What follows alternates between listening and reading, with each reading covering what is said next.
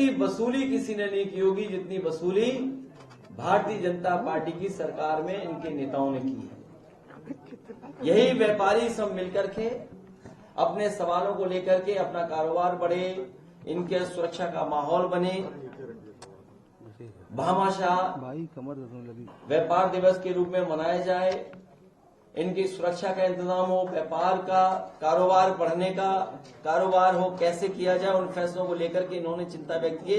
हमें उम्मीद है इस लोकसभा के चुनाव में भारतीय जनता पार्टी के खिलाफ एक होकर के मतदान कर करके भारतीय जनता पार्टी को हटाएंगे, अपना व्यापार बचाएंगे, भारतीय जनता पार्टी को हटाएंगे और लोकतंत्र और संविधान को भी बचाने का काम करेंगे। भैया थोड़ा पीछे हो जाओ भाई, अब हट जाओ भैया, देखो हालत क्या हो रही है तुम लोग।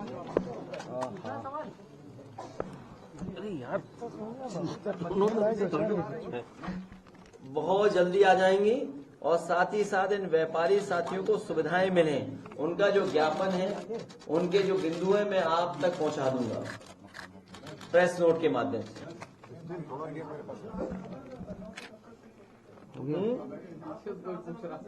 क्या पूछ रहे हो? हम तो चुनाव जहां से लड़े, लेकिन ये व्यापारी साथी सब मिलकर के हराएंगे और इनका भी फार्मूला है। जिस तरह उत्तर प्रदेश के नौजवानों ने समाजवादियों का फार्मूला समझ लिया है,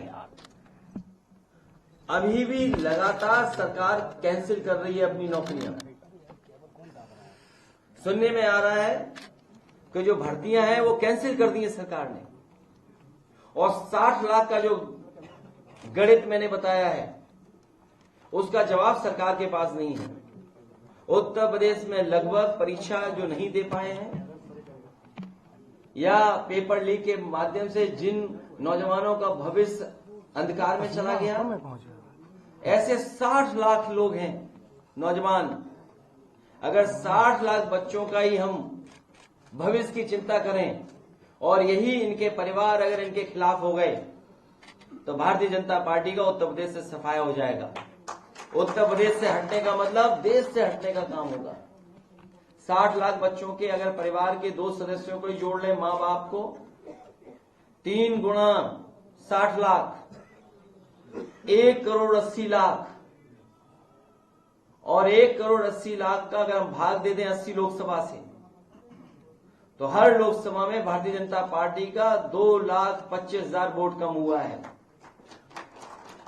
सोचिए, अगर यही नौजवान और इनके परिवार के सदस्य भारतीय जनता पार्टी के खिलाफ खड़े हो जाएंगे तो उत्तर प्रदेश से भारतीय जनता पार्टी का सफाया होना निश्चित है। इस काम को आगे बढ़ाने का काम समाजवादी लोग करेंगे। और जो चंदा के नाम पे वसूली हुई है, अब तो साफ हो गया है। ईडी, सीबीआई, इनकम टैक्स भेजिए, बाद में पैकेज ले लीजिए, ईडी, सीबीआई, इनकम टैक्स घर वापस चली जाएगी। अब तो अखबारों ने भी लिख दिया, सूची लिख दी कि किसके यहां कब ईडी, सीबीआई पहुंची, पैसा मिल गया, चंदा मिल गया और वो जांच खत्म हो गई। ऐसी वसूली शायद दुनिया में किसी लोकतंत्र देश में नहीं होगी जैसी भारतीय जनता पार्टी ने करके दिखाई है। इसका जवाब भारतीय जनता पार्टी के पास नहीं है। न भर्ती का जवाब है, न वसूली का जवाब है।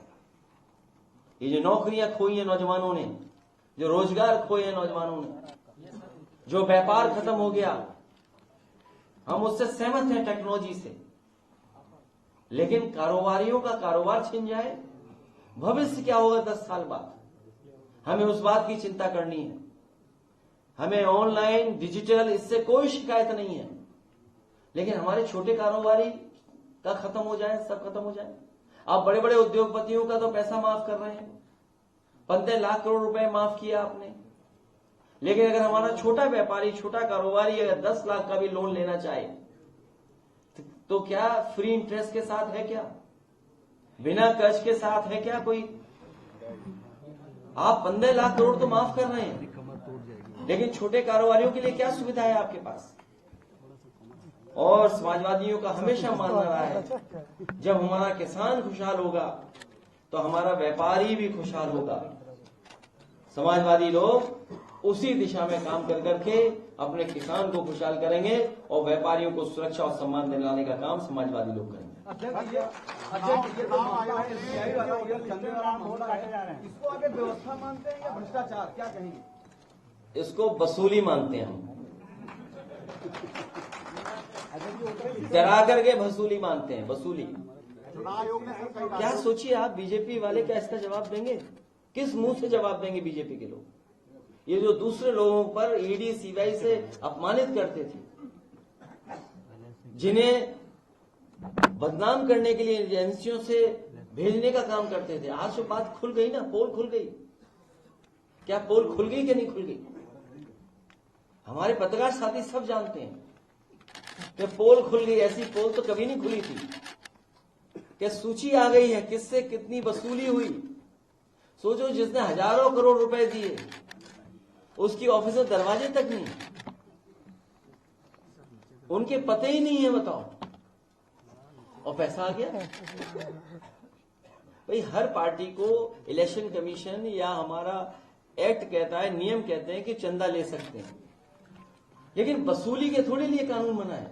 सर इस पूरे मामले आप वसूली करवा रहे हैं, सोचिए आप। सर इस पूरे मामले का ईडी सीबीआई जांच हो सकती है क्या? आप मांग करेंगे क्या इस पूरे चंदे की, जो आप जिसको वसूली बता रहे हैं? अब जो कुछ करेगी जनता करेगी।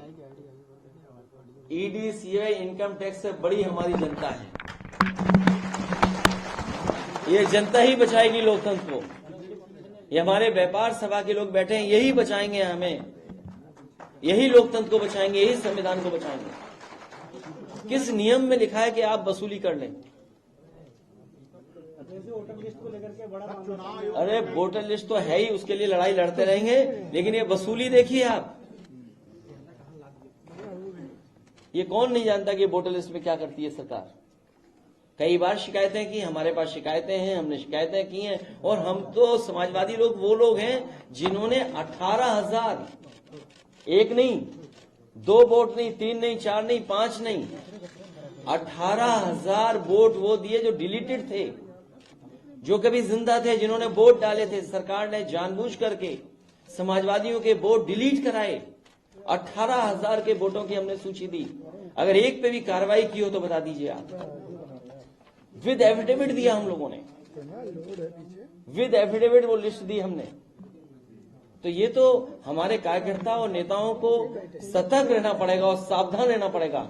इसलिए हो सकता है संविधान सेना, संविधान प्रहरी, संविधान रक्षक, इस तरह का हम अपने संगठन के लोगों को जिम्मेदारी दें।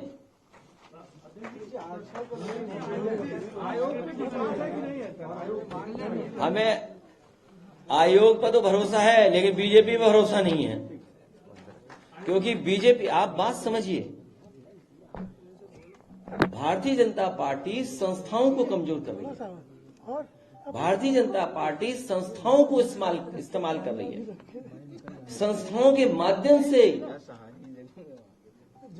जो अन्याय हो सकता है वो करा रही है। किसी भी सरकार की जिम्मेदारी बनती है कि संस्था कमजोर ना हो। जितनी संस्थाएं मजबूत होंगी उतना ही हमारा लोकतंत्र मजबूत होगा। लेकिन भारतीय जनता पार्टी लोकतंत्र के बहाने संस्थाओं को कमजोर कर रही है, और जब संस्थाएं कमजोर होंगी तो लोकतंत्र कमजोर हो जाएगा। आप देखिए, समाजवादियों ने 18,000 ऐसे लोग जो डिलीट कर दिए गए थे, डिलीटेड सूची में डाल दिया था उनका वोट, एफिडेविट के साथ दिया कि हाँ वो जिंदा है, उन्होंने वोट डाला था। इलेक्शन कमीशन ने एक भी आरोप पे कार्रवाई नहीं की, एक भी चुनाव में जो अधिकारी जिम्मेदार होते हैं उन पे कार्रवाई नहीं की। और बहुत सारे ऐसे अधिकारी हैं जिनकी सूची पार्टी समय समय पे दे रही है। केवल एक अधिकारी के हटने से कोई परिवर्तन नहीं आएगा। उस अधिकारी ने या उस सरकार के माध्यम से जो अधिकारी वर्षों से बैठे हैं, जो चुनाव में धांधली करने के लिए बैठे हैं, जिन्होंने अभी अभी जो चुनाव हुआ था मेयर का, टाउन एरिया का, नगर निकाय के चुनाव में धांधली की थी, वो लोग अभी भी जमे हुए हैं कई जगह पर। उन्हें प्रैक्टिस हो गई है कि कैसे बेईमानी करनी है, उन्हें प्रैक्टिस है कैसे दबाव बनाना है। इसीलिए मैंने कहा कि संस्था कमजोर होगी तो लोकतंत्र कमजोर होगा।